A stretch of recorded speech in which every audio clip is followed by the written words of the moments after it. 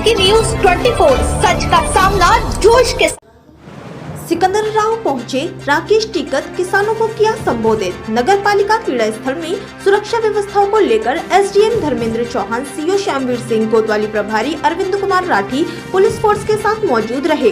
सिकंदराव हाथरस जनपद आलुओं का क्षेत्र है। यहाँ पर कोल्ड स्टोरेज मालिकों द्वारा भरा पड़ा है, जिसके पीछे प्राइवेट सेक्टर में सरकार द्वारा की गई बिजली का महंगा होना है। किसानों को अपना हक तथा नस्ल व फसल बचाने के लिए तथा फसलों का समर्थन मूल्य लेने के लिए 72 घंटों का आंदोलन करना पड़ेगा।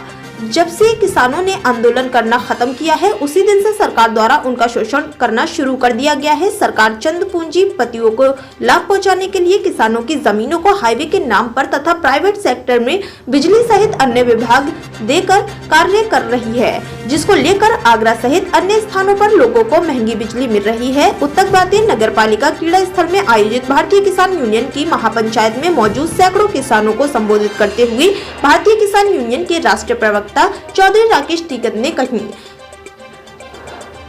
ने मौजूद किसानों से आह्वान किया, वह अपने बच्चों को खेतों पर ले जाकर उनसे खेती कराएं, नहीं तो आने वाले समय में उनकी सारी खेती बिक जाएगी।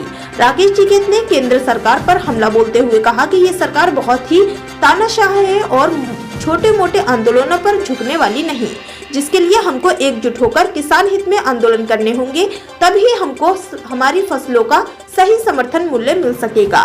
टिकैत ने कहा कि सरकार पूंजीपतियों के इशारों पर किसानों की जमीन को हड़पने के लिए उन्हें ज्यादा कर्ज देने का काम कर रही है, लेकिन भूमिहीन किसानों को पशु खरीदने के लिए धन नहीं दे रही, जिससे हम अपने परिवार को पाल सकें।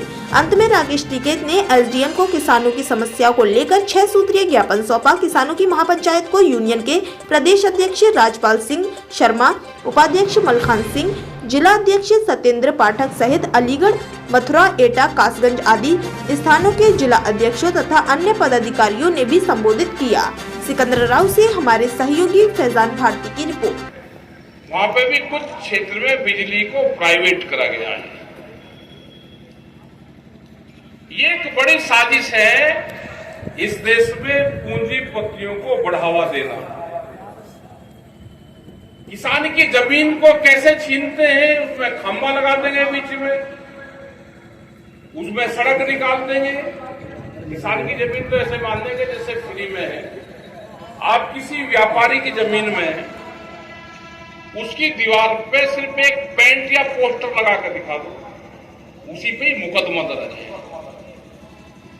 तो पूंजीवाद को कैसे बढ़ावा दिया जा रहा है, आपकी जमीन को लूटने का प्लान बन रहा है। देश को और ज्यादा गरीब बनाने का प्लान बन रहा है। बहुत सी योजनाएं सरकारों की आई। एनजीटी के नाम पे, नेशनल ग्रीन ट्रिब्यून के नाम पे योजनाएं आई कि दिल्ली और एनसीआर में 10 साल से पुराना डीजल का वाहन नहीं चलेगा। उसमें ट्रैक्टर, जनरेटर, पंपिंग सेट, गाड़ियां, क्या जो पुलिस फोर्स के लोग, जो जज, जो वकील, जो डॉक्टर, जो किसान उस क्षेत्र में रहता है, 10 साल में अपनी गाड़ियां, ट्रैक्टर बदल सकता है। गाड़ी 10 साल में बदलेगा, वो कोई दूसरे क्षेत्र का खरीदेगा, वहां पर नहीं खरीदी जाएगी तो कंपनियों को फायदा होगा। बिजली प्राइवेट जा रही है, गाड़ियों का यही हाल है। स्कूल प्राइवेट बहुत स्पीड से बढ़ रहे, मेडिकल हॉस्पिटल बहुत स्पीड से बढ़ रहे। देश में एक ही चीज पे काम चल रहा है कि वोट कैसे मिलेगा। दूसरा कोई डाटा सरकार के पास में नहीं है। वोट का जरूर डाटा है कि कौन सी स्पीच देने से हमको वोट में बढ़ोतरी मिलेगी। वोट कहां मिलेगी, वोट कैसे मिलेगी। अगर वोट में भी नहीं मिलती तो फिर सरकारों को कैसे गिराया जाएगा, उसका पूरा प्लान खाका भारत सरकार तैयार कर रही है। उन्होंने कहा कि 1 नेशन 1 इलेक्शन। उससे क्या होगा कि जब भी कोई दूसरी सरकारें होंगी उसको गिरने का काम भारत सरकार करेगी, स्टेट की गवर्नमेंट। हमने कहा कि वन नेशन वन एजुकेशन का भी एक प्रोग्राम बना दो, वन नेशन वन स्वास्थ्य का भी एक प्रोग्राम बना दो, उनको भी मेडिकल फैसिलिटी मिल जाए। वो नहीं मिलेगा, क्योंकि पॉलिटिकल पार्टी भी काम नहीं कर रही। कुछ भी जो विपक्ष के लोग हैं वो भी कोई काम नहीं कर रहे। पहले होता था कि जब वे सत्ता से बाहर रहते थे या तो जेल रहते थे या आंदोलन करते थे। कोई भी पार्टी रही हो वो आंदोलन करती थी। अब नहीं, एक आंसू गैस का गोला नहीं चल रहा, एक लाठीचार्ज नहीं हो रहा। कोई विपक्ष का नेता आंदोलन में जेल में बता दो गया, भ्रष्टाचार में तो जा रहे हो चे, लेकिन आंदोलन करके एक नहीं जा रहे। तो बचता क्या है? बचता है देश का नौजवान, ये किसान, ये भी जो बाजार लग रहे हैं ये भी खत्म होंगे। वो बचेंगे जो छोटा किसान, जो साप्ताहिक बाजार लगाने वाले लोग हैं, वो बाजार भी अब धीरे धीरे खत्म होंगे। ये छोटा दुकानदार जो हमारे गांव का दुकानदार है, ये बचेगा। त्रस्त सब हैं, लेकिन आगे चलेगा कौन?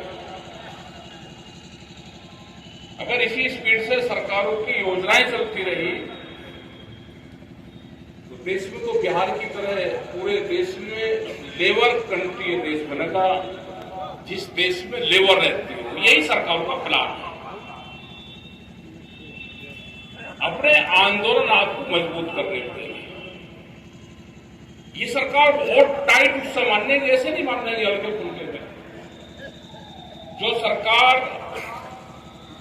एक देश की राजधानी को 13 महीने किसानों ने घेर कर रखा,